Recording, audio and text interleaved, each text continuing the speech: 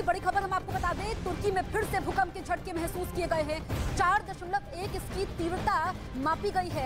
आज सुबह ये भूकंप के झटके महसूस किए गए हैं। तुर्की जो इस वक्त अपने सबसे बुरे दिनों से गुजर रहा है, वहां पर अभी भी रेस्क्यू ऑपरेशन जारी है, क्योंकि पिछले सोमवार को वहां पर 7.8 तीव्रता का भूकंप आया था, जो विनाशकारी माना गया। और वहां से जो तस्वीरें सामने आ रही है वो पूरी दुनिया को चौंका रही है। लेकिन हमने देखा है कि पिछले सोमवार से लेकर के अब तक रह रहकर वहां पर भूकंप के झटके महसूस किए जा रहे हैं, और इसे वैज्ञानिक आफ्टर इफेक्ट्स भी कहते हैं। यानी कि जब इतनी तीव्रता का भूकंप आता है तो उसके बाद फिर झटके महसूस किए जाते हैं। लेकिन ये झटके तेज थे, हालांकि इसकी तीव्रता 4.1 मापी गई है। सुबह ये झटके महसूस किए गए हैं। लोग पहले से ही वहां पर डरे हुए हैं, लोग अपनों को खो चुके हैं, अपनी जिंदगी भर की जमा पूंजी गंवा चुके हैं। उसके बाद ये जो झटके हैं ये लोगों की परेशानी को और ज्यादा बढ़ा रहे हैं।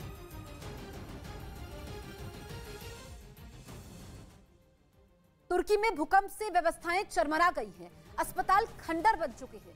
ऐसे में बड़ी समस्या सामान्य मरीजों के इलाज की हो रही है। लेकिन अब भूकंप प्रभावित वहां पर मरीजों के इलाज के लिए बड़ा कदम भी उठाया गया है, जिसके तहत युद्धपोत पर अस्थायी अस्पताल बनाया गया है, जहां उन मरीजों का इलाज हो रहा है जो भूकंप में बच गए हैं और पहले से ही किसी न किसी बीमारी से ग्रस्त हैं। इस अस्थायी अस्पताल में बाल रोग विशेषज्ञ, सर्जन, हड्डी रोग विशेषज्ञ मौजूद हैं। नहीं युद्धपोत पर बने इस खास अस्पताल में हर तरह की दवाएं, एक्सरे, अल्ट्रासाउंड, इलेक्ट्रोकार्डियोग्राम जैसी सुविधाएं मौजूद हैं। इस फ्लोटिंग अस्पताल में 300 बेड की व्यवस्था है और 2000 से ज्यादा लोग यहां इलाज करवा चुके हैं। खास बात यह है कि जरूरत के मुताबिक इस अस्पताल को शिफ्ट भी किया जा सकता है। इस अस्पताल के बनने से स्थानीय लोग बेहद खुश हैं।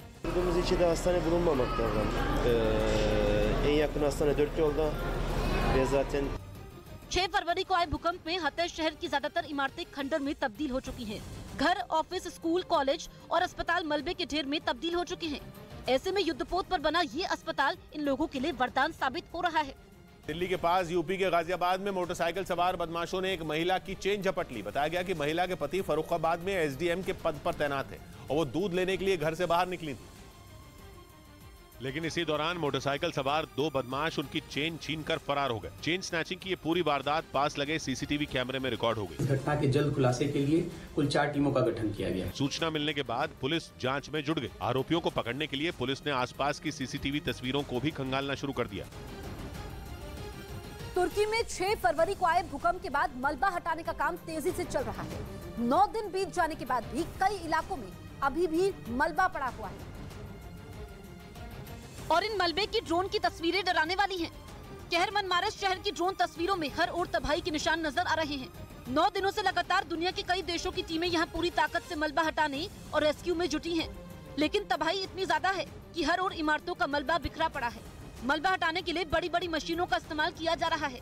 कई इलाकों में तो इमारतों का मलबा सड़क पर आ गया है, जिसकी वजह से रास्ता बंद हो गया है।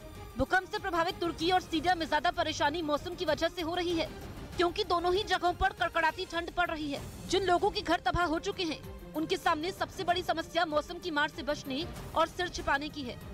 राहत बचाव के लिए स्टेडियम में कैंप लगाए गए हैं, जहां सैकड़ों लोगों को शरण दी गई है।